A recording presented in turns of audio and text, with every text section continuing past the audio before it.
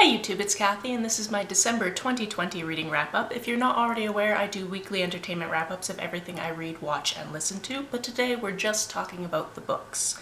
This month I participated in two readathons, the Queer Lit Readathon and the Reindeer Readathon, and I completed my TBRs for both of those, so I'm pretty happy about that. As always, I'm going to start with the nerdy, hardcore stats and charts, and then get into what I read. In December, I read 19 books for a total of 6,485 pages. That takes into account converting audiobook minutes to pages, so about 2,034 of those pages were actually about 57 hours of audio. The age breakdown for these books was 8 YA books and 11 adult books. I read 17 novels, 1 graphic novel, and 1 novella. I read a variety of genres, with contemporary taking the biggest piece of the pie, followed by fantasy, sci-fi, speculative fiction, horror, romance, and non-fiction. If you adjust by page count, it looks pretty similar to me. This month I read from various sources, including the library, Kindle, NetGalley, My Life's Library book club books, independent bookstores, Amazon, and directly from the publisher. I read 8 ebooks, 6 paperbacks, and 5 audiobooks. A third of my novels were in the 400 to 499 pages range, and although nearly half of them were from this year, I did read some older titles as well. The majority of the authors were female, with some male authors and a non-binary author. Strangely, nearly half of the protagonists were male, with some female, some dual perspective,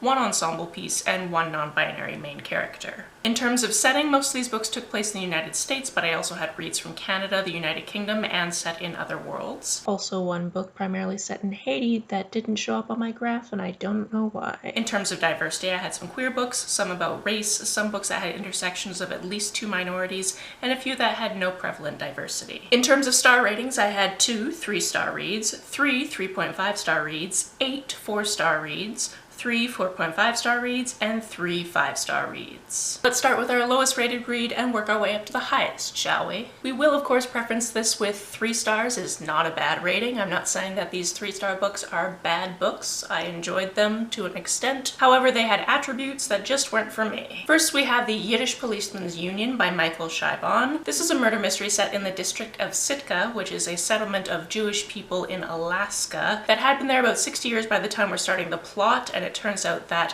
they basically only have a 60-year lease, and it's going to go into reversion after that. After finishing this book, I found out 2 very important things I wish I knew earlier. The first one is that there was a glossary of terms at the back of the book, which would have been really helpful while I was reading the book.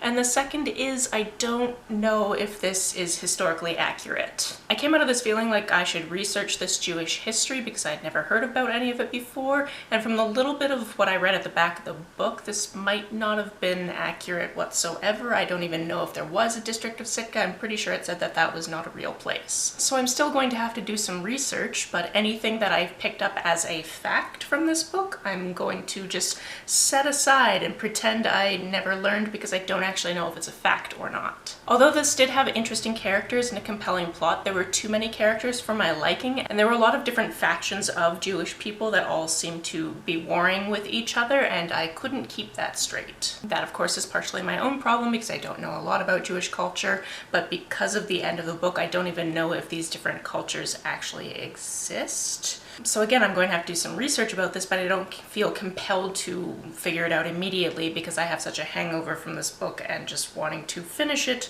so I could finish the prompt for the readathon I was working on, as opposed to wanting to finish it because I was compelled by the plot or the characters. My other 3-star book this month was Frankenstein by Jeanette Winterson. This has dual timelines between the time when Mary Shelley is writing Frankenstein and kind of the present where we're talking about AI and we have a trans protagonist. And the characters in the present have very similar names to characters or writers from the first timeline. Although the writing for this was beautiful and I was compelled by the dual timelines, there were certain aspects of trans representation in the second timeline that I felt really iffy about, especially because to my knowledge the author is not trans, so I have no idea really how to feel about the representation of how some of the characters were treating that character, just besides icky. Which is fine, you can have characters in books that aren't up to the current understanding of what trans folks go through, but there were just a lot of points that were brought up and not really challenged, which kind of bothered me. Again, I'm not trans, so I'm not the authority on this, but overall it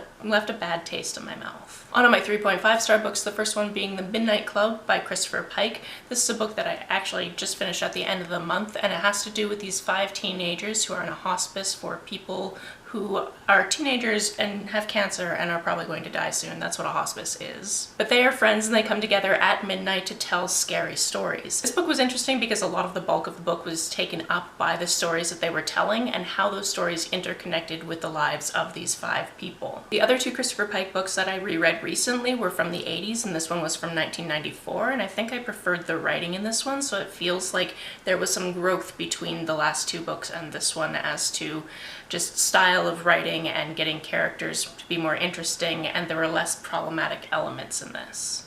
I'm not saying there weren't problematic elements in this, but there were less of them. Next we have Barry Squires Full Tilt by Heather Smith. This is set in Newfoundland, I believe in the 1990s, and centers Barry Squires, as you might have guessed. He is one of the children in the Squires family. He has an older sister and an older brother, and then he has a younger brother who he absolutely adores. Gord is one of the cutest characters. He's only 6 months old, and Barry just worships him. Although Barry can be a very sweet kid, he also has anger issues, which leads to him starting new projects and then being kicked out of them because people don't want to deal with him. He comes to his family saying he wants to be a full tilt dancer, think Michael Flanley, Lord of the Dance here, and his family's like, it's too expensive for the uniform and you're just gonna give it up after a few weeks or get kicked out of it, so we're not doing it. However, his gran is behind him, he makes a new friend that is behind him, he has these people at the old folks home and also this homeless man that he often converses with that are all behind him in what he wants to do, so he decides to go for it, with mixed results. About 80% of the way through this book there is something that is very significant that many people will think of as a spoiler, but also really needs a trigger warning, and if you don't want to know about it, just plug your ears for the next 5 seconds or so. There is a sudden infant death, and that is specifically in there because the author dealt with that situation as well. You can unplug your ears now. So just keep that in mind if you're going into this, because that definitely made me cry and it's not even a trigger for me. My other 3.5-star read was the first book that I read this month, and that's Black Sun by Rebecca Roanhorse. This is my first by this author, and I do want to read more by this author. I just think that this wasn't really a book for me. This takes place in a fantasy world where there's a lot of politics and a lot of religion that comes into it, and it's an ensemble cast because we have 4 different points of view. And I'm coming to realize that books that are heavy on either politics, religion, or both just aren't my thing, so something like this doesn't even really stick in my brain that well, even though I really enjoyed the writing of it. This also had diverse representation in the cast, both in race as well as sexuality and gender. There were characters that used neo-pronouns, which we love to see. But because I don't have the mind for books with heavy politics, I don't remember a lot of what happened. Again, that is a me problem. On to my 4-star reads, the first one being Fence Volume 4, Rivals. If you've never read this series before, it is about these boys in this boarding school who fence, as you might have guessed. This graphic novel series is incredibly slow burn with a will they or won't they become friends or maybe lovers, as well as some great background characters.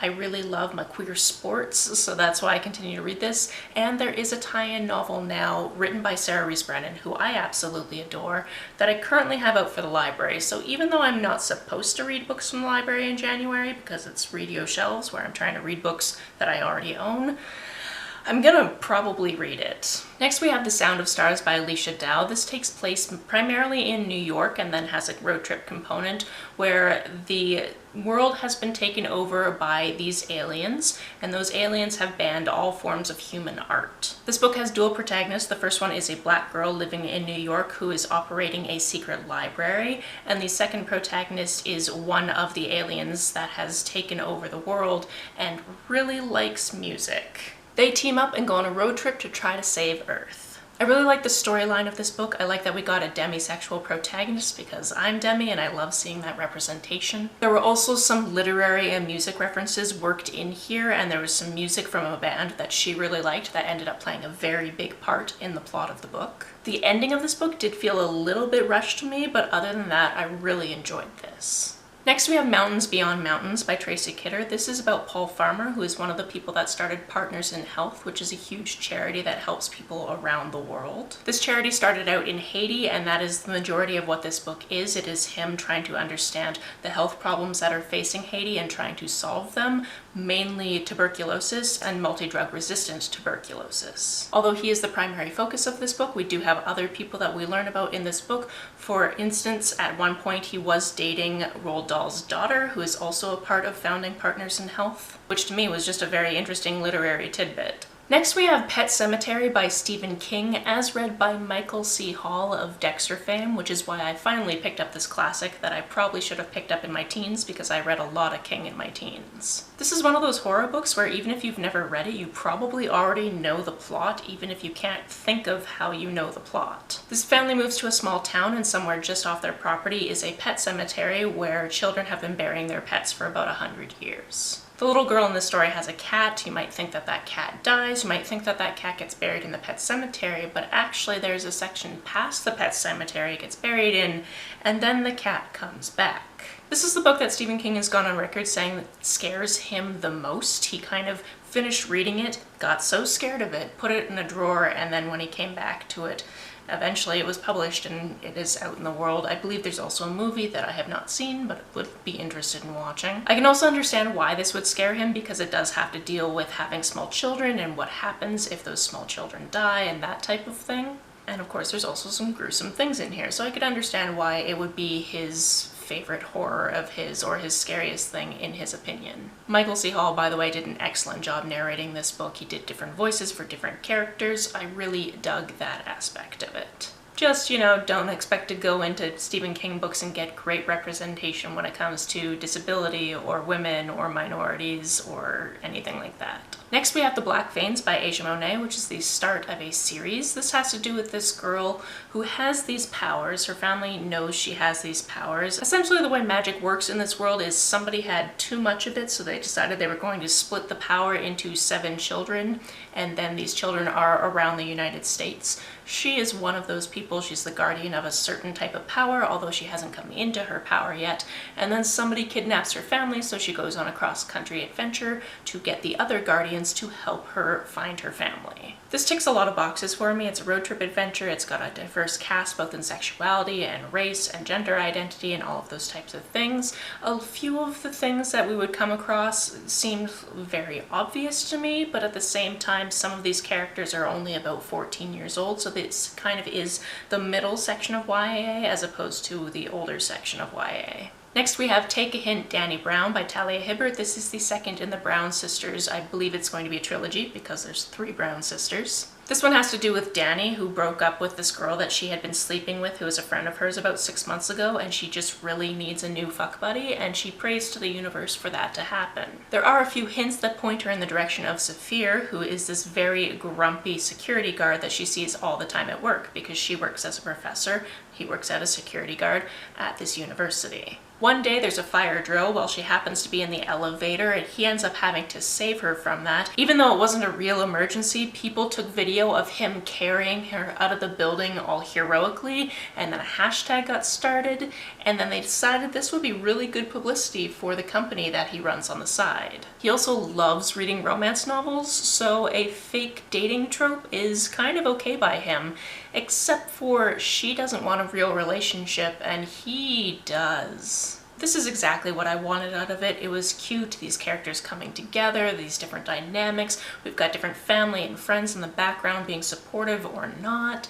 It's just everything I love in a romance book. I really am very excited to see what happens with The Last Sister. Next, we're on to the first book in a series where I read the entire series in 1 week, and that's The Foxhole Cord by Nora Sakavic. In this book, we start out with Neil, which is not his real name, but he's had many, many names over the last decade or so. When he was younger, he and his mother ran away from his very sadistic father, who has the moniker The Butcher, and they've been on the run ever since. However, his mother's no longer in the picture, and he's given this opportunity to play semi-professional sports for a college, which he thinks is a bad idea because obviously those are televised. His dad could find him, he doesn't want to do it, but also he kind of wants to do it. It's for this sport, by the way, called Exi, which is kind of like lacrosse on a soccer field, but way more violent. The reason he ends up playing for the team is one of the people that comes to recruit him is one of the people he used to play Exi with when he was a child, but that person doesn't recognize him. The special thing about this team is it's all misfits, and the player that he recognizes used to be on the best team of the league until he recently broke his hand in an accident.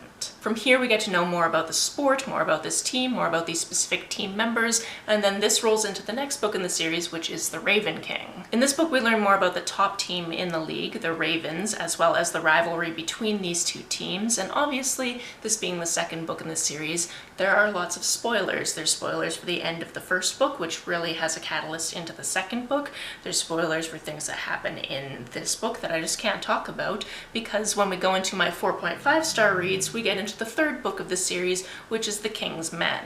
There are things that happen in this book that I did not see coming whatsoever, but this is a really good conclusion to a series that brings everything to a close. There's lots of loose ends that could have just been left not tied up, but they are tied up very well by this ending. I know I just talked about those 3 books in very quick succession, but again, it's one series. I read it all in 1 week, so it kind of blurs together because as soon as I finished one, I started the next one. My next 4.5-star read is Blonde Roots by Bernardine Evaristo. This is a satire about what would happen if Africans enslaved Europeans instead of what actually happened in our history. The protagonist of this book is about 10 years old when she's taken from her very small English town to Africa to be a slave. And one of the things that this book really succeeds in is cognitive dissonance. There's these moments where common idioms are used, but they're slightly changed for the world in which they occur.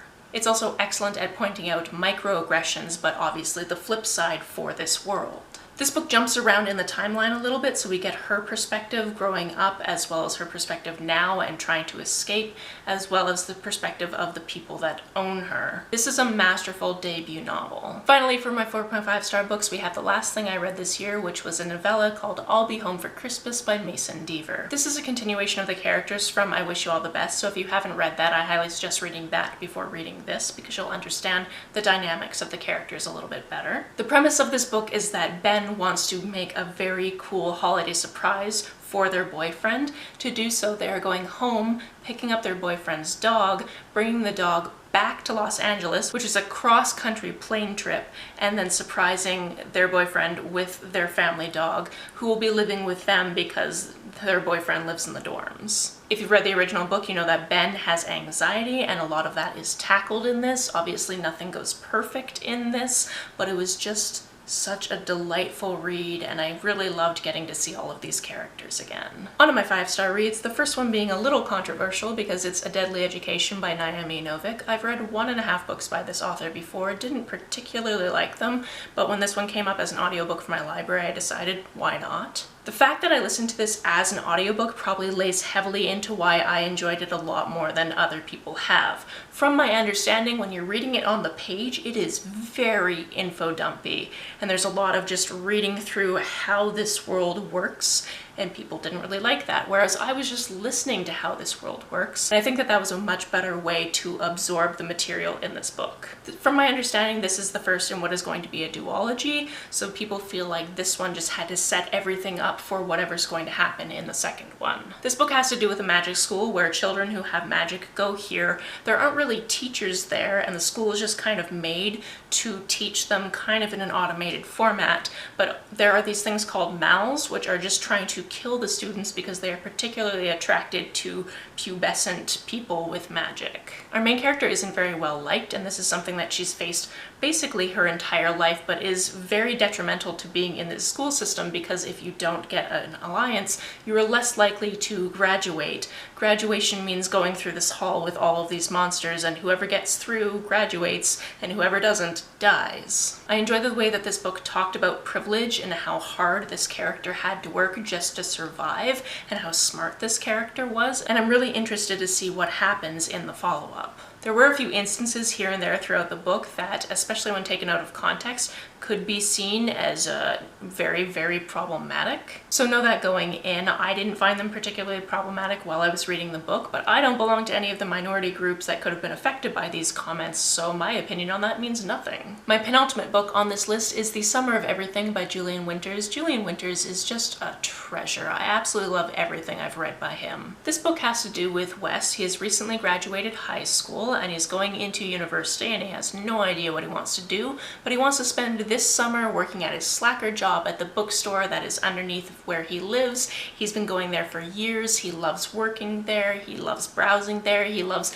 having his friends there. And this is the summer he's finally going to tell his best friend Nico that he has feelings for him. However, the staff find out that the bookstore might be closing, which is obviously an absolute disaster. So there's that stress. There's the talking to Nico stress. His brother, who he doesn't really get along with, is getting married, so he has to deal with that whole situation because he actually really loves his future sister-in-law, but him and his brother, And then he has a particular love for the graphic novel section of the bookstore, which is a whole other thing that has another nice little side plot that I've really enjoyed. We get to meet a lot of really interesting characters in this book, and it never felt like too much. I just wanted more of all of these characters. If they all got their own side novellas, I would read them in an instant. There's a lot of will they or won't they, not only in our main potential couple, but side characters, as well as some ace representation, and I just really love this book. I will read anything Julian Winters publishes. My absolute favorite book that I read this month isn't coming out until next year, and that's One Last Stop by Casey McQuiston. Casey's debut novel, Red, White, and Royal Blue, was my favorite book of 2019, so obviously I was very much looking forward to this. I was so happy that the publisher chose me to get an e-arc because I love their writing, and this was wonderful. The blurb of this book makes it feel like it's being pitched as a retelling of Kate and Leopold, which this is not. The things that overlap are there is some time travel and it does take place in New York, but that's about as much overlap as we have between this and Kate and Leopold, so know that going in. The blurb is misleading. Autumn has recently moved to New York for a change of scenery and is going to school there and moves in with this group of very cool characters that have their own little quirks, and every day on the subway sees this same girl that she has a really big crush on. However, she eventually comes to realize that that girl is straight out of the 1970s and is trapped on that subway car, and she just wants to know why and if she can help her. This had so many fantastic elements, and I feel really bad going on and on about how good this book is because it's not out until, I believe, July, so it feels really mean to keep just talking about how much I absolutely love these characters and the chemistry and the different side quests, and oh, there were some very good scenes in this. I was flailing so hard about how the world is simultaneously not ready and so ready for this book that my camera battery died, so I'll just keep this brief. It's lovely. You're going to want to read it when it comes out. I loved it. If you want to hear me talk more about these books, or other books for that matter, the playlist for my weekly entertainment wrap-ups is always linked down below. If you've read any of these, please let me know about it down in the comments below. On the way down to the comments, if you hit that subscribe button, that would be very nice of you. If you don't feel like leaving a comment but want to make sure that I know you were here, just leave me an emoji or a smiley face if you're on your keyboard. Some people have asked if there's a way to financially support this channel, so I set up a Ko-fi account, which is a digital tipping service. The link for that is down below, as well as the link to my PayPal or my Amazon wishlist in case you want to buy me a book. You can like and share this as you see fit, and I will see you very soon. Bye!